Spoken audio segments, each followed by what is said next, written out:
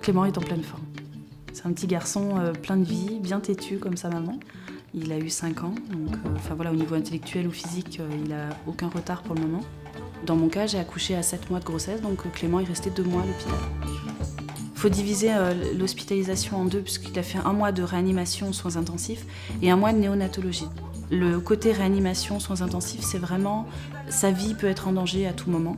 Après, sur la néonatologie, c'est complètement différent, puisque le bébé y va quand, je dirais pour finir de grossir en fait, quand il est stable, qu'il n'a quasiment plus besoin de surveillance, et qu'il est là juste pour apprendre à téter correctement au biberon ou au sein. Tu veux voir les biscottos ?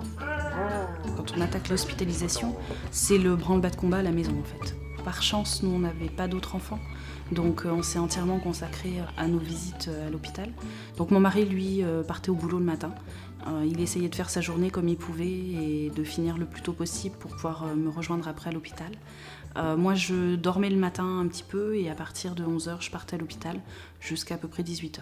Donc je passais la plus grosse partie de ma journée au pied de la couveuse.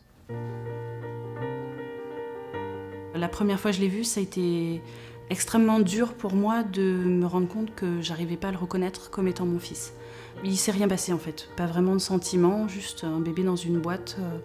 J'avais beaucoup de tristesse pour ce petit qui était vraiment minuscule et avec tous ses tuyaux. Donc j'ai passé les mains dans la couveuse pour le toucher un petit peu, mais vraiment il s'est rien passé. Donc en tant que maman, j'ai eu beaucoup de peine, beaucoup de honte de me dire que je reconnaissais pas mon propre enfant.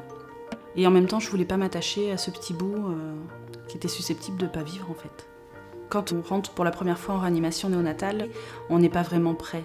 On sait qu'il va y avoir des soins, on sait qu'il va y avoir beaucoup de tuyaux. Après, on vit au jour le jour. Chaque jour est différent. Les bébés prématurés sont des battants, mais le matin, tout peut très bien aller. Et puis l'après-midi, il y a un souci, donc on sait qu'on va passer notre temps à l'hôpital à s'inquiéter pour la vie de son enfant. L'équipe médicale propose souvent de faire participer les parents aux soins. Donc on a pu nettoyer le cordon, laver les yeux, changer les couches. Et puis on a pu faire le fameux pot à pot. C'est le soin entre guillemets le plus magique qui soit, puisque j'arrivais pas à faire ma montée de lait, mais c'est lié au sentiment de culpabilité et à cette non-reconnaissance de l'enfant. C'est déjà très compliqué quand on a son bébé d'allaiter, mais quand on l'a pas, c'est encore pire. J'ai reconnu vraiment Clément sur le pot à pot. Je le sentais apaisé, il se blottissait, je sentais ses pieds qui bougeaient, ses mains, ses doigts. Et la magie a opéré, j'ai fait ma montée de lait sur ce premier pot à pot. Après, on a fait 1 jour sur 2. Parce que le papa aussi, il a les mêmes angoisses que la maman, de savoir que il peut perdre son enfant. Il a même une angoisse supplémentaire, c'est que lui, il a pu à un moment perdre sa femme aussi. Vincent s'est même demandé si son fils allait pas tuer sa femme. Donc c'est quand même des sentiments extrêmement violents et durs aussi à encaisser. Donc pour nous, c'était évident qu'il fasse aussi du pot à pot avec Clément. La présentation des machines, de l'environnement se fait toujours au papa. Parce que le papa, c'est le premier en général à rentrer dans le service de réanimation, puisque très souvent la maman reste alitée juste après l'accouchement. Donc le papa, lui, est briefé sur ce que c'est qu'un saturomètre, à quoi ressemble le scope. C'est très rassurant de savoir que tout cet environnement, qu'il le maîtrise un petit peu, parce que c'est un peu la seule chose qu'on peut maîtriser à ce moment-là. Ce qui est très compliqué, c'est de ne pas savoir ce qui va se passer demain. C'est de ne pas avoir de vraies réponses.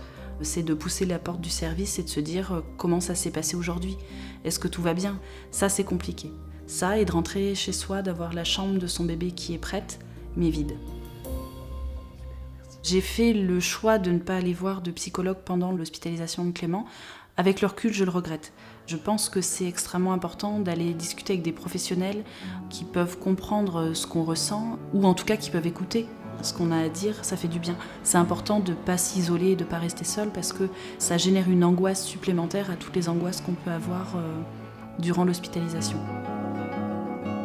Quand on sort, les services de néonatologie nous disent souvent « N'hésitez pas si vous avez des questions à nous rappeler ». Et ça, je crois que c'est un conseil qu'on peut donner, c'est qu'il faut vraiment le faire. La plus grosse peur qu'on a en tant que parent de préma, c'est d'appeler le service, qu'on explique le problème et qu'on nous dise qu'il faut le ramener. Donc ça, personne n'ose rappeler, mais je pense qu'il faut vraiment le faire parce que c'est des professionnels de santé qui ont le recul et les conseils nécessaires pour soit nous éviter justement une nouvelle hospitalisation, ou soit pour nous éviter de galérer tout simplement, alors qu'il y avait une solution toute simple à mettre en place.